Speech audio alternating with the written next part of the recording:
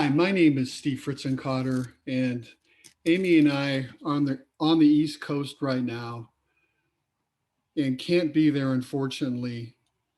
But we are very thankful to Sean and Ryan for figuring out a way for me to share my thoughts about our friend.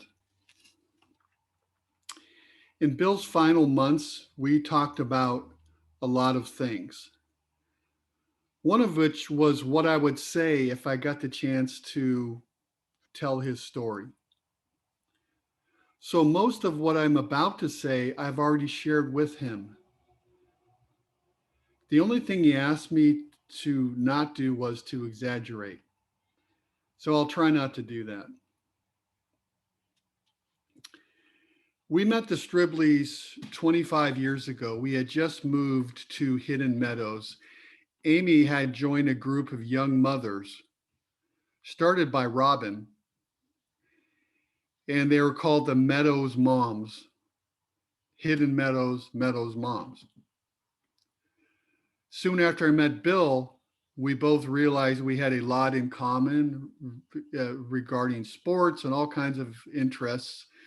And then the two of us would, and other fathers, would eventually be what are of a group which was called the Hidden Husbands of Hidden Meadows. As you're aware, Bill was a great man. Nobody I know had a better attitude about life or was more ethical or honest than Bill.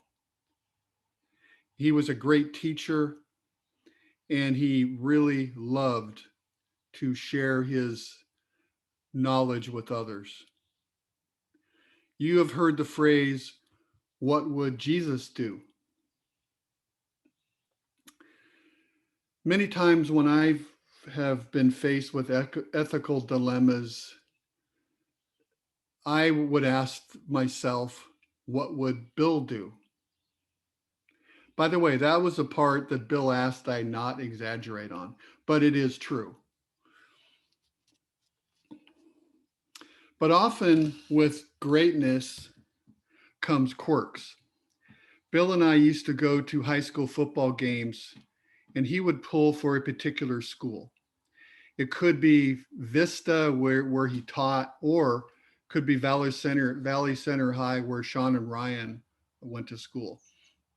In many of the games, the scores would be heavily lopsided, but Bill wanted to stay until the end of the game every time. In one game, it was 49-0 at halftime. The weaker team, which may have been known as Little Sisters of the Poor, had not crossed the 50-yard line. I suggested that perhaps we could leave early. But to Bill, no game was too close. He always thought the losing team could come back and not quit. Finally, with the game 56-0 with 2 minutes to go, he figured it was mathematically impossible for the weaker team to catch up. So he would breathe a sigh of relief, and then he suggested we could finally leave. When our kids were younger, our families would go camping every year, and we created some fantastic memories that will last a lifetime. Every time when Bill and I would stay behind at the campfire after everyone had gone to bed into the tents, he would say, quote, "It doesn't get any better than this." He would say that every trip, regardless of the weather conditions. It doesn't get any better than this. One year at Joshua Tree, the wind was blowing so strongly, had to be 100 miles an hour, that we had to go find our tents because they had blown away probably 100 yards away. So we ended up spending the night in our cars. The next morning, when Bill came out of his van, the first thing he said was, "It doesn't get any better than this." Robin even had a shirt made a t-shirt that said that phrase. It doesn't get any better than this. Bill, as most of you know, loved camping in the outdoors, but above all, what he really loved more than anything was being with his family. And that's what he meant when he used that phrase, it doesn't get any better to be with his family. Bill chose to have a positive attitude no matter what the circumstances. I'll never forget that after Robin passed, he mentioned how lucky he was. When I asked him to explain, he said that he felt lucky to have met Robin and to have been able to share the time they had together. He wasn't thinking about her passing, but he felt lucky about the time they had. Most of you know that Robin's picture was the first thing you would see if he opened up his wallet.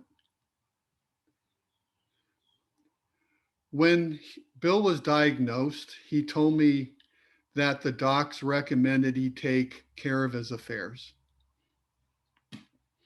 and that he had a relatively short time left. But because of his positive attitude, Bill was able to turn what was estimated to be 4 months into 4 years. Through that time, we would have get togethers and we would have boys or cigar nights, and we would drink and smoke cigars, and always around a fire, of course. And through those years, every time I would ask him how he was feeling, he would say, "Great, I feel great." And it wasn't until the last month when I asked him how he felt and he said, "Okay." I knew that wasn't a good sign. But he fought for as much time as he could possibly get. And it wasn't for him. It was those extra 4 years he fought for. During that time, his boys, Sean and Ryan, grew from young men to men. And that's what he wanted more than anything at the end. I have a poem I'm going to recite that I recited for Bill.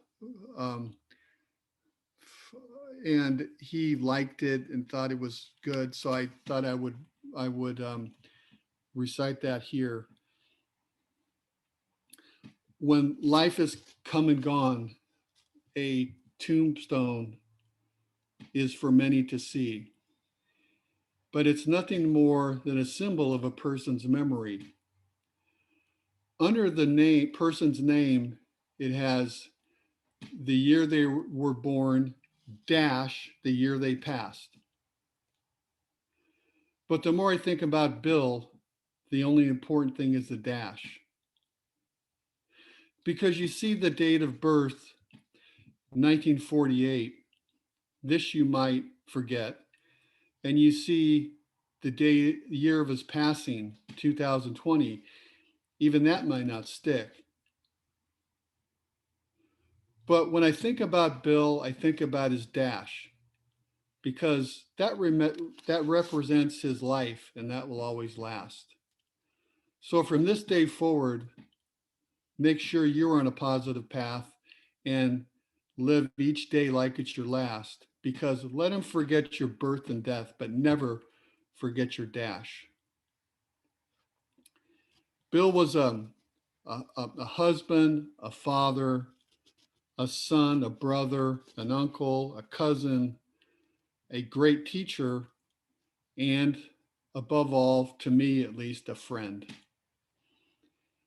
And let us never forget the great things that Bill brought to us and his greatness, and that will last into eternity.